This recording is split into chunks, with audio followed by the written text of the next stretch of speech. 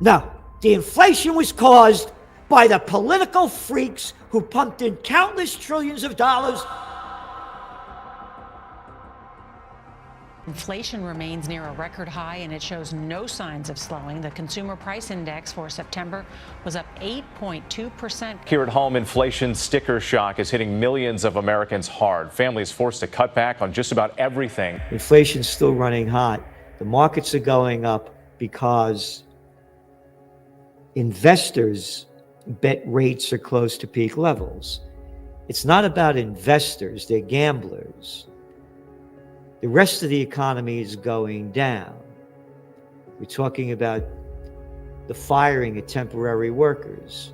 When the temps are fired, that's a signal that there's the worst that's yet to come. And they started firing them during the holiday season, which they should have been hiring. You go back to the panic of 2008, you saw it coming when they started firing temporary workers. Go back also to the dot-com bust, same thing. The Bank of England, they expressed similar sentiments to the Fed. They raised them 50 basis points, and so too did the EU. When you're looking at the real damage going on, yeah, the stocks are going up, but the global economy is going down.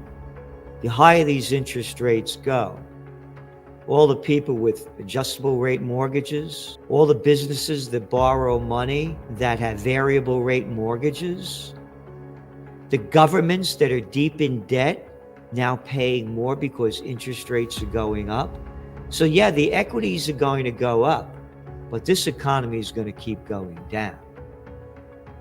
And it's going to go down big, and it's going to go down hard. When you're looking at inflation rates in the UK and the EU that are killing the people. These interest rates are nothing compared to inflation. So when you put the inflation numbers compared to the interest rates are still deep in negative territory. It will prop up the equity markets. The Fed approves quarter-point rate hike. The government bond investors thought they smelled a coming pause anyway, analysts said, because they expect the cumulative effect of last year's rate increases to sharply slow the economy this year. German trade surplus shrinks to lowest level in 2 decades.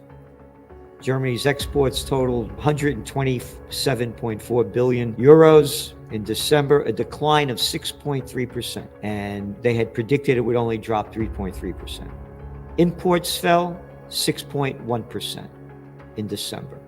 They forecasted it would drop only 0.8%. Although annual exports increased by 14.3% in 2022 compared to 2021, imports climbed at a much higher rate of 24.3% due to increased energy prices prompted by Russia's invasion of Ukraine. Not prompted by Russia's invasion of Ukraine, prompted by slimy, arrogant politicians who put the sanctions on Russia that the people paid for. Remember the crap spewing out of Biden's mouth? We're going to punish Putin. No, they're punishing the people. That's one lie after another. The energy prices increase prompted by Russia's invasion of Ukraine. It's prompted by the sanctions. Just like they're saying all these problems are prompted by the pandemic. It's prompted by the politicians. Don't forget to vote. Don't forget to vote for the shithead scumbag of the major political party in a country near you. C-U-N-T, country. Yeah, pay gains shrink in new signs of easing inflation. All they want to do is slow down the economy so the plantation workers of Slavelandia don't get any more raises. We'll give you a couple of bucks. Here, do what you got to do. Go home and then come back. It's better than the old plantation system. Again, this is from the Wall Street Journal. Worker pay gains cooled at the end of last year with a new sign of moderating inflation. No, the inflation was caused by the political freaks who pumped in countless trillions of dollars. We're fighting the COVID war. We're fighting the COVID war. Close down your business, stay home. Here's some money. We're fighting the COVID war. Oh, and the zero and negative interest rate policy. I forgot. No. Blame it on the workers. the 64% of American workers that are living paycheck to paycheck. Average hourly earnings for private sector workers rose 4.6 in December from a year earlier, down from a recent high of 5.6%. I'm not great at math, but if you have earnings up 4.6% and inflation up 6.5%, you're paying more to buy less. And when you look at the real numbers of inflation, it's more than double that, according to John Williams' shadow stats, because they rigged the inflation numbers. Inflation eases in EU for third month. See, prices in the Eurozone were up 8.5% higher in January than a year earlier, a slowdown from 9.2%. 8.5%, and they tell you it's easing. Don't worry, wages are going to go down. Oh, the Central Bank of Ireland found among annual wage growth in the Eurozone slowed in December to 4.9% from 5.2%. That's great, right? Colossal buying by central banks drives gold demand to decade high. This is Financial Times. Demand for gold surged to its highest in more than a decade in 2022, fueled by, quote, colossal central bank purchases. Annual gold demand increased 18%. These are the central banksters that are buying gold because they know how bad it is out there. Central bank purchases of gold hit 417 tons in the final 3 months of the year.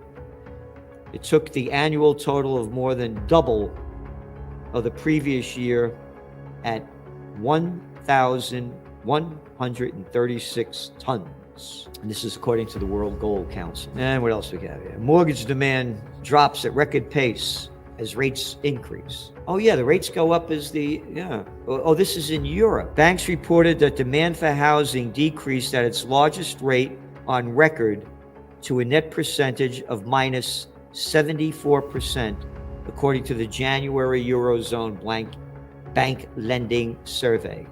The figure was the lowest since records began in 2003. And now they just raised interest rates 50 basis points. Remember Lagarde? Oh yeah, where did Lagarde come from? From the International Monetary Fund? Monetary Fund. Monetary Fund. And now she's the head of the ECB, bullshitting that there was no inflation like Powell did. Again, look what's going on. Look what's going on. Everything's going down. They're raising interest rates. The markets will go up as the economy goes down. They could give a shit about the people. Rate rise worsens debt woes for U.S. healthcare industry. This is a story in the Financial Times. A fifth of America's distressed bonds were issued by healthcare companies. Okay. We've been saying that as interest rates go up, as the economy goes down, these distressed bonds are going to become very distressed. And it's not only in this area, because no one, well, I shouldn't say no one, every now and then, they don't talk about the commercial office buildings, which we only have a 50% occupancy rate in the 10 major cities in the United States. Oh, now those variable rate loans, as people aren't renewing their leases because more people are working at home and they want to save money. We are in for a crisis as these interest rates go up. And again, they're going to start lowering them. They're going to lower them, particularly in the United States, before the presidential elections.